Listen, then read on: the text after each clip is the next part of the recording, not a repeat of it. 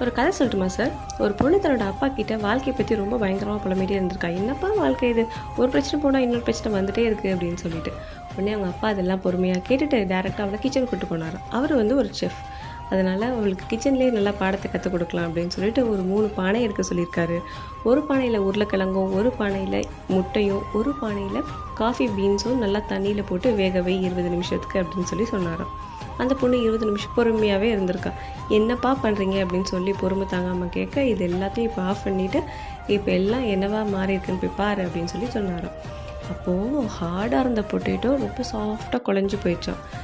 போட்டாலே உடையக்கூடிய முட்டை ரொம்ப ஹார்ட் ஆயிடுச்சான். காஃபி பீன்ஸ்லேருந்தும் செம்ம ஸ்மெல் வர ஆரம்பிச்சுதான். அப்போ அவர் அப்பா சொன்னாராம், இந்த 3யுமே ஒரே நேரத்தில் தான் பற்ற வச்சா ஆனால் 3 ஒவ்வொரு மாதிரி ரியாக்ட் பண்ணியிருக்கு. அது மாதிரி தான் நம்ம வாழ்க்கையில் நிறைய ப்ராப்ளம்ஸ் சொல்லலாம். நாம் அதை எப்படி எடுத்துகிட்டு அதுக்கு எப்படி ரியாக்ட் பண்ணுறோம் அப்படிங்கிறது தான் முக்கியம். அந்த ப்ராப்ளம்ஸ் நம்ம உருக்குலைக்க வைக்குதா இல்லை ஸ்ட்ராங் ஆக்குதா அப்படிங்கிறத நம்ம யோசிக்கணும்.